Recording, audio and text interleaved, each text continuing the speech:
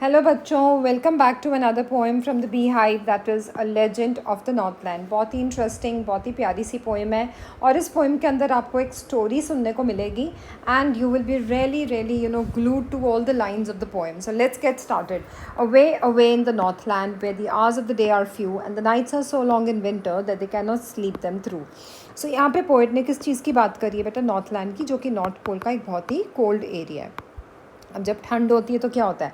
Hours of the day are few, days हो जाते हैं शॉर्टर एंड नाइट्स हो जाती हैं longer. So that represents the winter season that they cannot sleep them through. मतलब इतनी लंबी रात होती है that people can't even sleep throughout the long night because it's so dark and so extended. इतनी लंबी रात होती है कि आप इतना सो ही नहीं पाते वहाँ पे।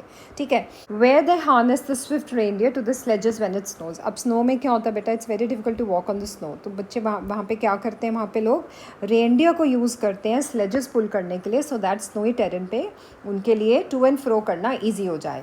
And children look like bears cubs. अब बच्चे जो हैं वो तो बिल्कुल वार्म फरी क्लोथ्स के अंदर अपने आप को पैक कर लेते हैं बिकॉज इतनी ज़्यादा ठंड होती है, तो बड़े क्यूट लगते हैं, बिल्कुल बियर के बच्चों की जैसे लगते हैं। तो लाइफ देखो कोल्ड क्लाइमेट में कैसे काम करती है, कैसे फंक्शन करती है ना। It's very difficult, it's not easy to even imagine. They tell them a curious story. I don't believe it is true, and yet you may learn a lesson if I tell the tale to you. तो जो poet है यहाँ पे एक legend, एक old tell introduce कर रही है जो नॉर्थलैंड के लोग जो है वो बताते होते थे। ठीक है, अब वो एडमिट करती है कि हो सकता है ये स्टोरी जो है वो सच्ची ना हो, लिटरली ट्रू ना हो, लेकिन इस स्टोरी के अंदर एक बहुत ही इंपॉर्टेंट लेसन है जो कि हमें एक बहुत ही इंपॉर्टेंट मॉरल वैल्यू जो है वो सिखा रहा है। ठीक है, Once when the good Saint Peter lived in the world below and walked about it preaching just as he did, तो बात हो रही है यहाँ पे बेटा सेंट पीटर की, जो अर्थ पे ट्रैवल कर रहा था और अर्थ पे ही रह रहा था उस वक्त एंड प्रीच कर रहा था। अब सेंट्स जो होते हैं क्या प्रीच करते हैं? जितना उन्होंने स्पिरिचुअल विजडम अभी तक गेन किया होता है ना, वो सब लोगों को आगे प्रीच करते हैं। ठीक है, सो पोएट अज्यूम कर रहा है कि सेंट पीटर जो है वो रीडर्स को पता है कि वो कैसा क्रिश्चियन सेंट था। As we know all about the saints how they are all alike. He came to the door of a cottage in traveling around the earth where a little woman was making cakes and baking them on the earth. तो Saint Peter कहाँ पहुँचा? एक cottage के पास जब वो travel कर रहा था। ठीक है, और उस कॉटेज में कौन थी? एक लिटिल वुमेन रह रही थी जो केक्स बनाया करती थी और उनको कहाँ बेक करती थी? हर्थ के अंदर। हर्थ होता है बेटा एक फायर प्लेस। ठीक है, आपने देखा होगा जैसे कभी कभी आप किसी रेस्टोरेंट में जाते हैं, वहाँ पे पिज़्ज़ाज़ को हर्थ के अंदर आपके सामने बेक किया जाता है, ओपन किचन्स होती हैं। So it's just similar to that kind of a fireplace. ठीक है, and being faint with fasting for the day was almost done, he asked her from a store of cakes to give him a single one. अब जो था ना, पूरा दिन घूम घूम के जो था सेंट पीटर जो था, he was really tired because he was working all the day. तो उसने बड़ी पोलाइटली वुमेन को पूछा कि क्या आप अपने स्टोर ऑफ केक्स में से, जो आपने इतने सारे केक्स बेक किए हुए हैं, क्या आप मुझे एक दे सकते हो? ठीक है, so let's see what the woman replied. ठीक है, she made a very little cake but as it baking lay she looked at it and though it seem too large to give away. अब वो थी बहुत ज़्यादा selfish. ठीक है, अब वुमेन ने क्या किया? बहुत ही छोटा सा केक बेक किया। ठीक है, मतलब उसके लिए केक का जो बैटर था, जो डो था, वो तैयार किया। अब जैसे ही बेकिंग के लिए डाला, वो इतना बड़ा हो गया, वो फ्लफ अप हो जाता है, फूल जाता है। ठीक है, and she thought that it's too large, ये तो बहुत बड़ा है, ये तो सेंट पीटर को मैंने देना नहीं, तो better that I keep it with my self. ठीक है, अब वो उसको तो भूख लग रही थी, he was pleading again and again. So उसने क्या किया? She needed another. उसने छोटा सा एक और बैटर, उसका एक और डो तैयार किया और बहुत ही छोटा सा उसने डो लिया।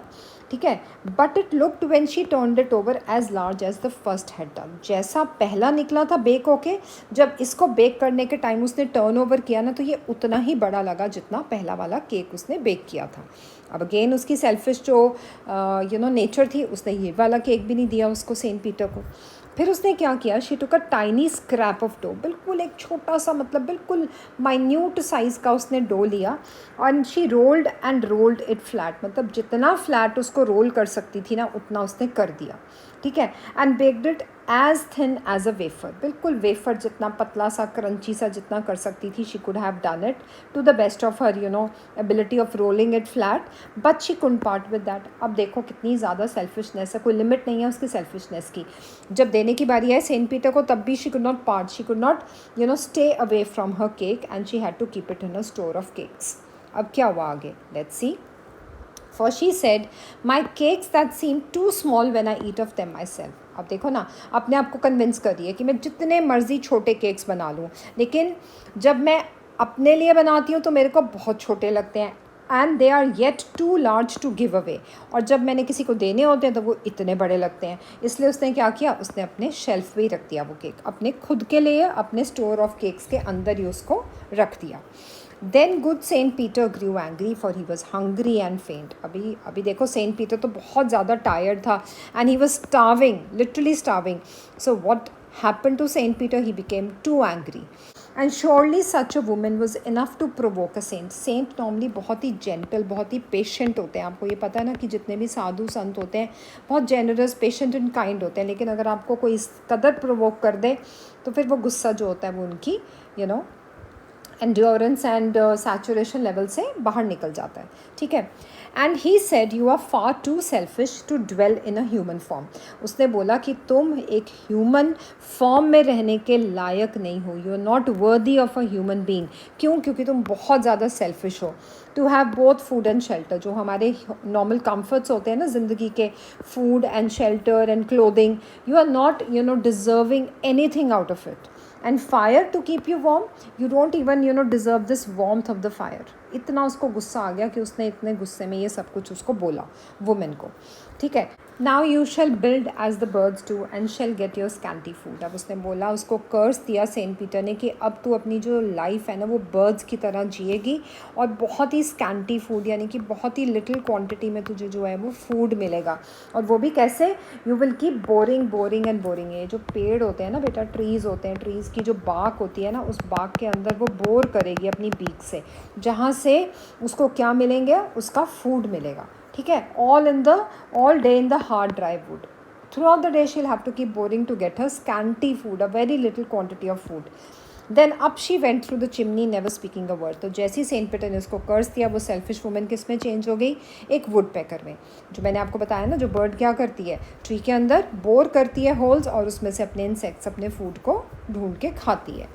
And out of the top flew a woodpecker, for she was change to a bird. That means उस सेंट पीटर के कर्ज से वो औरत, वो ओल्ड वुमेन किस में चेंज हो चुकी थी? एक बर्ड में चेंज हो गई थी. ठीक है. Okay.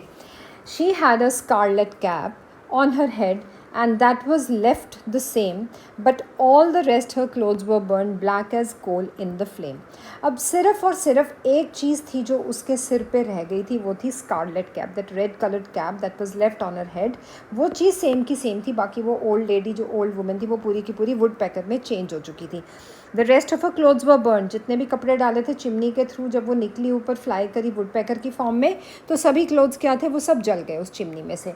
Black as a coal in a flame. जैसे कोयले की फ्लेम जो निकलती है ना, एकदम काली काली फ्लेम निकलती है, बिल्कुल वैसे ही वो काले उसके कपड़े जो थे वो जल के राख हो चुके थे. And every country school boy has seen her in the wood where she lives in the trees till this very day, boring for food. तो पोएम एंड किस पे कर रही है कि जो यंग बॉयज़ है ना कंट्री साइड पे, उन्होंने इस वुड पैकर को देखा जहाँ पे वो रहती है, उस जंगलों में रहती है. और बर्ड किस चीज़ का रिमाइंडर दे रही है हमें? इस स्टोरी का रिमाइंडर दे रही है, और इस चीज़ का रिमाइंडर दे रही है कि उसको क्या पनिशमेंट मिली.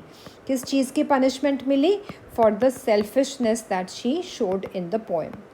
ठीक है. क्लियर होगी बेटा? सो आई होप आपको पोएम क्लियर होगी. मिलते हैं अगले वीडियो में. Till then stay connected and stay tune to my channel and don't forget to share, like and subscribe. Thank you.